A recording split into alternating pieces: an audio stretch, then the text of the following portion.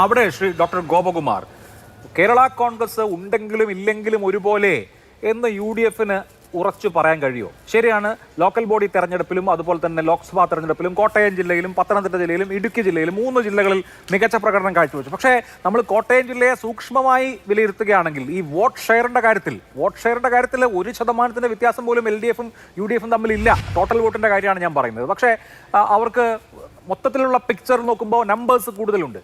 കേരള കോൺഗ്രസ് ഒന്നും ഒരു പ്രശ്നമില്ല എന്ന മട്ടിൽ UDF പോവുകയാണ് എന്നുണ്ടെങ്കിൽ, ഇപ്പോൾ നമുക്കറിയാം പരമ്പരാഗതമായി തന്നെ കത്തോലിക്ക വോട്ടുകൾ അതിൻ്റെ ഒരു ഘടന ഒക്കെ പരിശോധിക്കുമ്പോൾ കേരള കോൺഗ്രസ് അവിടെ വിജയിച്ചിട്ടുള്ള ചരിത്രമുണ്ടെന്ന് മാത്രമല്ല ഈ പേഴ്സണൽ റാപ്പോയും വളരെ പ്രധാനമാണ്. ഇപ്പോൾ റോഷി അഗസ്റ്റിൻ ഇടുക്കിയിൽ റോഷിയെ തോൽപ്പിക്കാനുള്ള ഒരു കാൻഡിഡേറ്റ് വേറെ UDF-നുണ്ടോ എന്നുള്ള കാര്യം സംശയമാണ്. അദ്ദേഹം LDF-ലാണെങ്കിൽ. അതുപോലെ തന്നെ N ജയരാജന്റെ കാൻഡിഡേച്ചർ, അപ്പോൾ ചങ്ങനാശ്ശേരിയിൽ ജോബ് മൈക്കിളിനെ തോൽപ്പിക്കാൻ പറ്റുന്ന വിധത്തിൽ ഇനിയിപ്പോൾ ഏത് രാഷ്ട്രീയ സെനാരിയോയിലും വേറൊരാളെ ഫീൽഡ് ചെയ്യാൻ വേണ്ടി UDF-നുണ്ടോ എന്നൊക്കെ നോക്കിക്കഴിഞ്ഞാൽ ഈ മാണി കോൺഗ്രസ് വന്നാലും ഇല്ലെങ്കിലും ഞങ്ങൾ ഒരുപോലെ കാണുന്നു എന്ന UDF-ന്റെ തിയറി ശരിയാകുമോ?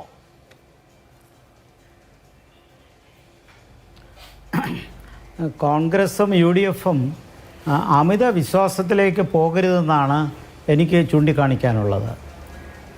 നമുക്ക് അറിയാവുന്ന ഒരുപാട് അനുഭവങ്ങളുണ്ട്. 2011 അമിത പ്രതീക്ഷയുമായിട്ട് UDF ജയിക്കും, 5 വർഷം കഴിഞ്ഞുള്ള മാറ്റം വരുന്നു, സ്വാഭാവികമായിട്ട് ജയിക്കും എന്ന് എല്ലാവരും ഗവേഷണങ്ങൾ പോലും അങ്ങനെ വന്നിട്ട് വെറും 2 സീറ്റിൻ്റെ ഭൂരിപക്ഷം കഷ്ടിച്ച് കിട്ടിയ ഒരു തിരഞ്ഞെടുപ്പ് UDF-നുണ്ട്. അമിത ആത്മവിശ്വാസം നല്ലതല്ല.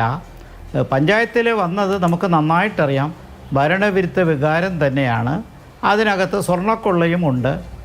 അത് ഈ രാഷ്ട്രീയത്തിൽ നമുക്കെല്ലാവർക്കും അറിയാവുന്ന പോലെ സാഹചര്യങ്ങളുടെ നിലപാടനുസരിച്ച് വ്യത്യാസമുണ്ടാകും. ഇപ്പോൾ 100 ദിവസം കഴിഞ്ഞ് നടക്കുന്നൊരു തിരഞ്ഞെടുപ്പിൻ്റെ പശ്ചാത്തലം എത്തുമ്പോൾ ശബരിമല ഉൾപ്പെടെയുള്ള കാര്യങ്ങൾ ഇതേ ടെമ്പോയിൽ നിൽക്കുമെന്ന് നമുക്ക് ഉറപ്പിച്ചു പറയാൻ കഴിയുമോ? മാത്രമല്ല, ഇടതുപക്ഷത്തെ അണ്ടർ എസ്റ്റിമേറ്റ് ചെയ്യരുതെന്നാണ് ഞാൻ വീണ്ടും പറയുന്നത്. 2011 അസംബ്ലി തിരഞ്ഞെടുപ്പ് തന്നെ അതിന് ഏറ്റവും നല്ല ഉദാഹരണം.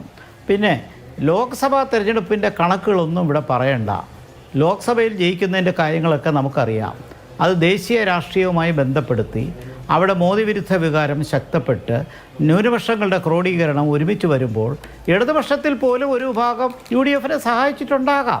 കാരണം ഇടതുപക്ഷം കേന്ദ്രത്തിലൊന്നുമല്ലല്ലോ ദേശീയ രാഷ്ട്രീയത്തിൽ. അതിനെ വെച്ചുകൊണ്ട് അതുപോലെ ആവർത്തിക്കുമെന്ന് പറയുന്നതിനേക്കാൾ പഞ്ചായത്താണ് കുറച്ച് നമുക്ക് അടുത്ത് നിൽക്കുന്നത്. ആ സാഹചര്യം വെച്ച് നോക്കുമ്പോൾ UDF-നൊരു അഡ്വാൻറ്റേജ് ഉണ്ട്, അത് 100% സത്യമാണ്. പക്ഷേ അമിത വിശ്വാസത്തിലേക്ക് പോകുന്നത് ശരിയാണോ എന്നെനിക്ക് അറിഞ്ഞുകൂടാ. പ്രത്യേകിച്ച് BJP-യുടെ NDA കുറേ വോട്ടുകളൊക്കെ തെറ്റിക്കാനും ഒരുപക്ഷെ കൂടുതൽ സ്വാധീനിക്കാനുമൊക്കെ കഴിയുമ്പോൾ കുറച്ചൊക്കെ മാറ്റങ്ങൾ രാഷ്ട്രീയത്തിൽ ബൈപോളാർ പൊളിറ്റിക്സ് പഴയ കാലത്തെ ബൈപോളാറിലാണെങ്കിൽ നമുക്ക് ഉറപ്പിച്ച് പറയാം ഇത് UDF-ന് 100% തിരിച്ചുവരവുണ്ടാകും എന്ന് പറയാം. പക്ഷേ ഇങ്ങനെ ഒരു ട്രയാങ്കുലർ ഫൈറ്റ് പല മണ്ഡലങ്ങളിൽ വരും. ഒരുപക്ഷെ ഇടുക്കിയിൽ BJP ഒരു ഫാക്ടർ അല്ലായിരിക്കാം. പക്ഷേ മറ്റ് ജില്ലകളിൽ ഇപ്പോൾ ആലപ്പുഴയും കോട്ടയത്തും മറ്റ് തൃശ്ശൂറും ഒക്കെ കുറച്ച് സ്വാധീനമുള്ള സാഹചര്യങ്ങൾ തിരുവനന്തപുരം ഉൾപ്പെടെയുള്ള മേഖലകളിൽ നിൽക്കുമ്പോൾ ഉറപ്പിച്ച് UDF എല്ലാ മേഖലയിലും ഒരു തൂത്തുവാരുന്നൊരു സാഹചര്യം ഉണ്ടാകുമെന്ന് പറയരുത്. അത് നേതൃത്വം അങ്ങനെ പറയും, അണികളെ ആത്മവിശ്വാസം നൽകാൻ 100 സീറ്റ് ഉറപ്പിച്ച് പറയുന്നുണ്ട്, പറയട്ടെ. പക്ഷേ അതേസമയം മാണി ഗ്രൂപ്പ് വരുന്നതിന് എതിർപ്പില്ല എന്ന് നമ്മൾ മനസ്സിലാക്കുന്നത് സോണിയാഗാന്ധി ഉൾപ്പെടെയുള്ള വിളിച്ചു എന്നുള്ളതിൻ്റെ അർത്ഥത്തിലാണ്.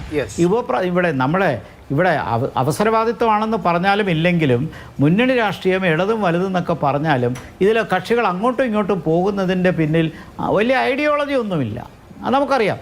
പിന്നെ പ്രേമേന്ദ്രൻ കൊല്ലത്ത് മാറിയപ്പോൾ അതിൻ്റെ ഗുണം UDF-ന് പരോക്ഷമായിട്ടുണ്ടായി. അന്ന് പ്രേമേന്ദ്രൻ ലോക്സഭയിലേക്ക് ജയിച്ചതും പിന്നീടുണ്ടായ ചില ഗുണങ്ങളുമൊക്കെ ഒരു ചെറിയ ലെവലിലെങ്കിലും ഒരു കൊച്ചു പാർട്ടി, സബ്മൈനർ പാർട്ടി എന്നുള്ള നിലയിൽ അവർക്കത് നേടാൻ സഹായിക്കാൻ കഴിഞ്ഞു. അപ്പോൾ ഇത് കേരളത്തിലെ മൾട്ടി പാർട്ടി സിസ്റ്റം നിലനിൽക്കുകയും അതിനകത്ത് മുന്നണി രാഷ്ട്രീയത്തിൻ്റെ ഫ്രെയിംവർക്ക് വരുമ്പോൾ ഈ ത്രാസിലെ ഒരു ചെറിയൊരു ഭാഗം പോലും അങ്ങോട്ടോ ഇങ്ങോട്ടോ മാറിക്കഴിഞ്ഞാൽ സ്ഥിതി വ്യത്യാസം വരും.